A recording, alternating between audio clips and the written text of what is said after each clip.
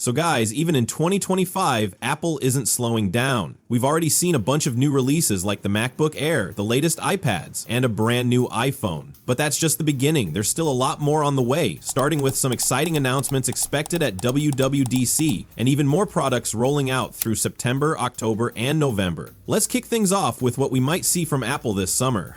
One of the most likely announcements is the new AirTags 2. The original AirTags launched back in 2021, so they're definitely due for an upgrade. This time, Apple is expected to include the new U2 Ultra wideband chip, replacing the older U1 chip in the current version. That chip upgrade might be the main highlight of AirTags 2, and WWDC 2025 seems to be the expected event for their reveal. Now, along with AirTags, Apple is also rumored to unveil something new for the smart home, possibly a reimagined HomeKit platform or even an all-new HomeOS. While we might not see the product launch immediately at WWDC, an announcement is likely. This could tie into a new HomePod or updated version with tighter Siri integration and better support for smart home devices like cameras and sensors. Apple may use WWDC to give developers time to integrate with the platform, with a full rollout happening later in the year. There's also a chance we'll see a refreshed Apple TV, but like HomeOS, its release could be pushed to later in the year as well. As we move past summer and head into September, we can expect a wave of new product launches, and the one everyone's most excited about? The new iPhone.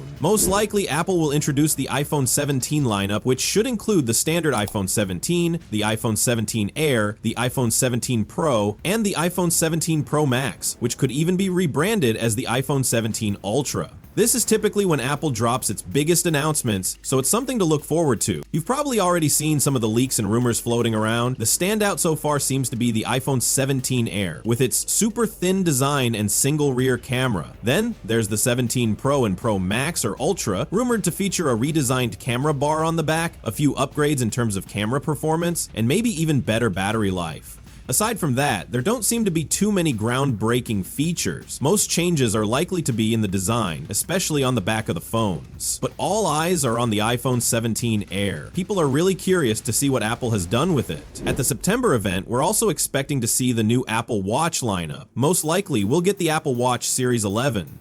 Don't expect any major design changes this time. Series 10 already brought the biggest redesign we've seen in years, with that full screen display and a 10% thinner body. For Series 11, the upgrades will probably focus on internal features, maybe some new health sensors, though don't count on glucose monitoring just yet. We're also likely to see the Apple Watch Ultra 3. This one might come with a slightly slimmer design and of course a newer chip inside. Since the current model still has some bezel, the display could get even larger, possibly edge to edge. That could also mean a small bump in battery life, but we'll have to wait and see. Another possible reveal at this event is the AirPods Pro 3, or third generation AirPods Pro, whatever you want to call them.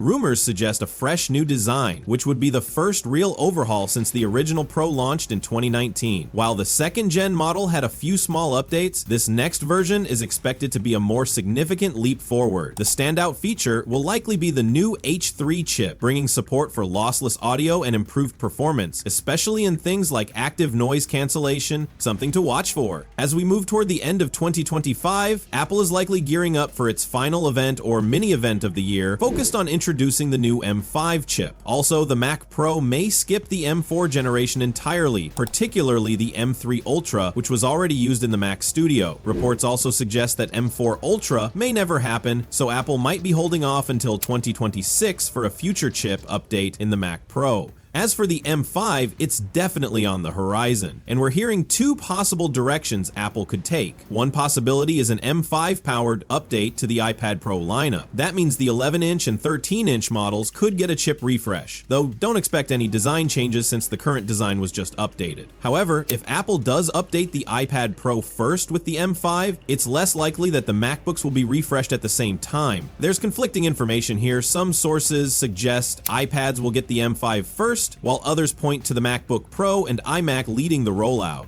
What we do know is to keep an eye on late October to early November. Whether it's the iPad Pro, MacBook Pro, or even the iMac, one of these will likely be the first to debut the M5 chip. We've also been hearing rumors that the Mac Mini might get the M5 chip. Now, if you remember, the Mac Mini had the M1 and M2, completely skipped the M3 and jumped straight to the M4. On the flip side, the iMac had the M1, skipped the M2, then got the M3, and now the M4. So, there's a chance we could see both the iMac and the Mac Mini with the M5, or maybe just one of them while the other skips it again. The key takeaway here is that the M5 journey is expected to kick off around October or November. As we get closer to that time, we'll be able to share more confirmed details, whether the iPads or the Macs will get the M5 first. So, that's the list of Apple products we can expect in 2025 this year. Which one are you most excited about? Is there anything on this list you're planning to save up for? Let us know in the comments below. Thanks for watching, and we'll catch you in the next one. Take care. Bye.